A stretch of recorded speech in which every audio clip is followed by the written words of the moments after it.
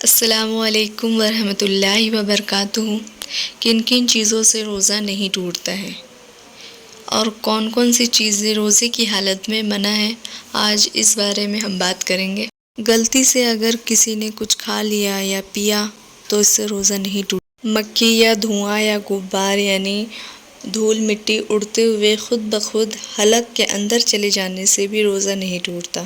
اسی طرح سرما یا تیل لگایا، اگرچہ تیل یا سرما کا جو مزہ ہے یعنی ٹیسٹ ہے حلق میں معلوم ہوتا ہے، پھر بھی روزہ نہیں ٹوٹتا۔ اگر کسی نے مرچا کوٹا یا آٹا چھانا اور وہ اڑتے ہوئے حلق تک پہنچ گیا، یہاں تک کہ اس کا ٹیسٹ بھی معلوم ہوتا ہے، پھر بھی اس سے روزہ نہیں ٹوٹے گا۔ روزے کی حالت میں اگر کسی نے کلی کی اور پانی بالکل اگل دیا یعنی واپس سے اگل دیا کلی کر کے، یا صرف کچھ تری یعنی گیلا پن منہ میں باقی رہ گئی تھی، تھوک کے ساتھ اس کو بھی نگل جانے سے بھی روزہ نہیں ٹوٹتا۔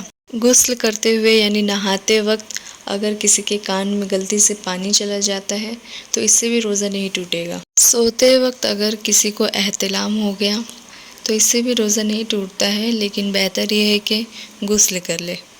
روزے کی حالت میں کسی نے غیبت کر لی یعنی کسی دوسرے کی برائی کی تو اس سے بھی روزہ نہیں ٹوٹے گا۔ یا جنابت کی حالت میں صبح کر لی، جیسا کہ اگر کسی کے اوپر غسل فرض ہے اور پھر بھی اس نے غسل نہیں کیا تب بھی روزہ نہیں ٹوٹے گا، بلکہ اگر سارا دن ہی جنابت کی حالت میں رہ گیا اور غسل نہیں کیا، لیکن اگر مجبوری کے تحت ایسا ہوا تو روزہ نہیں گیا، لیکن اتنی دیر تک بغیر کسی عذر کے یعنی بغیر کسی مجبوری کے جان بوجھ کر غسل نہ کرنا کہ نمازی قضا ہو جائے تو ایسا کرنا گناہ ہے اور حرام بھی ہے۔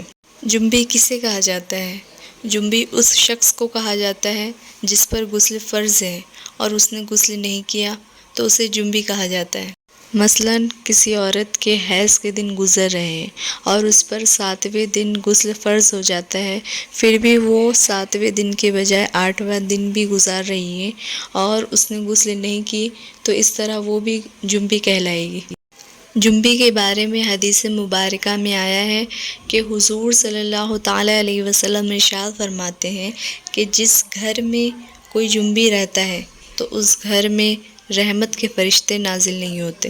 اللہ اکبر، اللہ اکبر۔ ایسا کرنا بہت بڑا گناہ ہے اور مرنے کے بعد سخت عذاب بھی ہے۔ اگر بھول کر میاں بیوی نے جماع کر لیا اور دونوں میں سے کسی کو یہ یاد نہ رہا کہ وہ روزے سے ہیں تو اس سے بھی روزہ نہیں ٹوٹے گا۔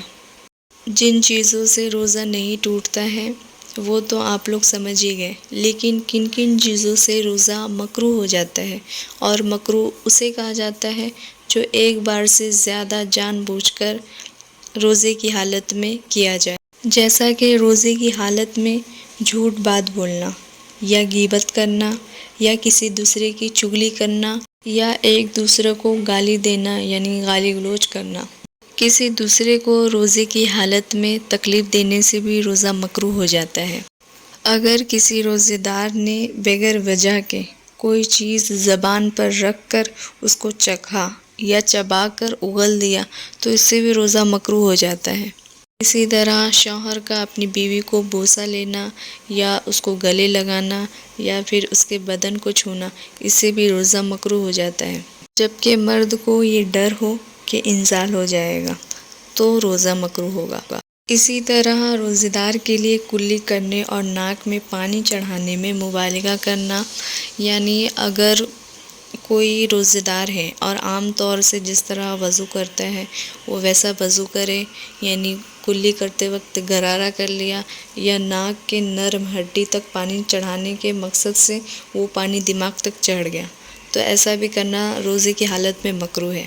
روزے دار کو ایک بار سے زیادہ غسل کرنا یا ٹھنڈا پانی ٹھنڈک کے لیے سر پر بار بار ڈالنا یا گیلا کپڑا اوڑھنا، یعنی کپڑے کو گیلا کر لیا اور سر پر ڈال لیا یا دوپٹے کو گیلا کر لیا اور سر پہ ڈال لیا تاکہ سر ٹھنڈا لگے، تو اس طرح کرنا بھی روزے کو مکروہ کر دیتا ہے۔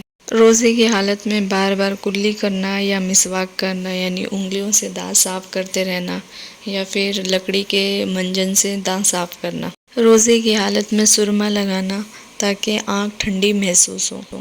روزے کی حالت میں گانا سننا یا تھیٹر میں جا کے مووی دیکھنا یا تماشے دیکھنا، ایسے تماشے جس میں گناہ کے کام ہوں، ڈرامے دیکھنا موبائل پر، اس سے بھی روزہ مکروہ ہو جاتا ہے۔ جتنی بھی چیزیں ذکر کی گئی ہیں ان تمام چیزوں سے روزہ مکروہ ہو جاتا ہے، اور جو روزے کا مکمل ثواب ہوتا ہے وہ بھی نہیں ملتا۔ جن جن چیزوں سے روزہ مکروہ ہو جاتا ہے یا پھر جن چیزوں سے روزہ ٹوٹ جاتا ہے، ان تمام گناہوں سے، ان تمام چیزوں سے خود کو پرہیز کریں۔ جتنا زیادہ ہو سکے خود کو عبادت میں گزاریں، تاکہ جو روزے کا مکمل ثواب ہے وہ ثواب ہم حاصل کر سکیں۔ کیونکہ ماہ رمضان وہ مبارک مہینہ ہے جس میں اللہ تبارک و تعالیٰ بے شمار رحمتیں، برکتیں نازل فرماتا ہے، اور سب سے زیادہ فضائل اس ماہ رمضان کے بارے میں اللہ تبارک و تعالیٰ نے ارشاد فرمایا۔ یہاں تک کہ اگر کوئی شخص رمضان کے مہینے میں انتقال کر جائے تو منکر نکیر قبر میں اس سے کوئی سوال بھی نہیں کرتے۔